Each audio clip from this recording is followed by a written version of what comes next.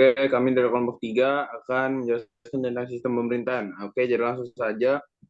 Pada 1200 sampai 1500 Masehi itu ada sistem pemerintahan polisi Yunani itu tuh berada pada sekitar abad 1200 sampai 1500. Nah, lalu di kerajaan Inka itu ada sistem pemerintahan namanya despotisme di mana kekuasaan itu tidak terbatas seperti itu.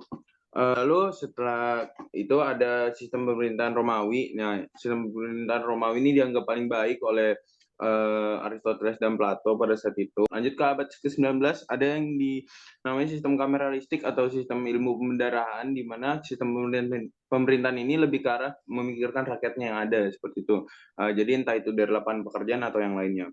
Lalu abad ke-20 masuk ilmu pemerintahan. Di Amerika, ilmu pemerintahan itu menjadi ilmu yang otonom dan dikolaborasikan dengan ilmu pengetahuan humaniora. Di tahun 1690 ada John Locke. John Locke itu menyatakan teori tentang memunculkan teori tentang ilmu pemerintahan liberal, yaitu ilmu pemerintahan yang pandangan John Locke dalam teorinya menggambarkan jika kekuasaan legislatif itu berada di atas daripada eksekutif. Nah, liberal ini tetap mementingkan hak-hak. Pada tahun 1700 muncul pemerintahan monarki parlementer kedua. Nah, pada tahun 1993 ilmu pemerintahan itu menjadi ilmu yang multidisiplin.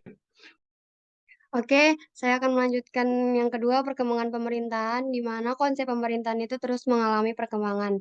Pada abad pertengahan, para ahli politik itu sudah berusaha menyusun klasifikasi bentuk pemerintahan yang demokratis. Nah, tapi itu baru ada tentang sistem parlementer sama sistem presidensial, di mana sistem parlementer itu sebagai contoh negara Inggris, dan di mana sistem pemerintahan presidensial itu sebagai contoh negara Amerika Serikat. Nah, sistem parlementer sebagaimana yang berkembang sekarang ini merupakan hasil pemikiran ahli negara. Eh, Pada sistem parlementer, cabang eksekutif dipimpin oleh kepala negara atau seorang raja dalam negara monarki konstitusional. Salah satu karakteristik utama sistem parlementer itu tidak kedudukan parlementer itu sebagai pemegang kekuasaan tertinggi di atas badan perwakilan dan pemerintahan. Terus adanya pemisahan yang tegas antara kepala negara dan kepala pemerintahan. Yang kedua, sistem pemerintahan presidensial itu dalam sistem pemerintahan presidensial tidak terdapat pemisahan yang tegas antara kepala negara dan kepala pemerintahan. Sistem pemerintahan presidensial itu hanya mengenal satu macam eksekutif. Terus tuh presiden adalah pemegang kekuasaan eksekutif tunggal. Nah, terus presiden itu tidak dipilih dan diangkat oleh Badan Perwakilan Rakyat, tapi dipilih langsung oleh rakyat. Oke, yang selanjutnya sistem campuran dilanjutkan oleh Indah. Jadi selanjutnya ada sistem campuran. Sistem campuran ini merupakan penggabungan dari sistem pemerintahan presidensial dan pemerintahan parlementer. Jadi pada sistem pemerintahan campuran, presiden merupakan kepala pemerintahan yang dibantu oleh kabinet.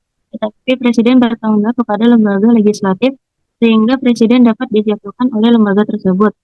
Seperti contohnya salah satu negara yang diambil sistem campuran yaitu Indonesia, seperti yang ada pada sejarahnya. Sistem pemerintahan Indonesia sebelum perubahan Undang-Undang Dasar 1945. Oke, selanjutnya adalah Good Government Management and Leadership atau manajemen dan kepemimpinan pemerintah.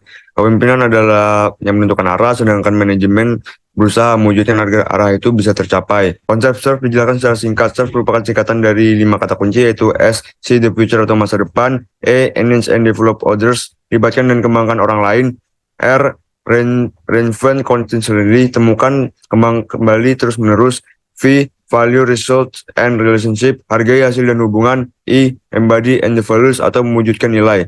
Selanjutnya akan dijelaskan oleh Andi Aisyah. Good governance itu A itu partisipan, peran serta masyarakat dalam mengambil putusan. B itu rule of law, rangka hukum yang adil.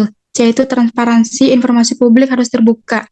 D itu responsiveness, itu publik harus mempunyai semua stakeholder. E itu consensus, ownership menjadi perantara kepentingan yang berbeda. F itu equality, semua warga negara tidak terkecuali mempunyai kesempatan untuk menjaga kesejahteraan mereka. G itu efisiensi itu entitas publik harus mampu menghasilkan produk. H itu accountability, itu strategic vision, itu para pemimpin entitas publik harus mempunyai sertifikat good governance.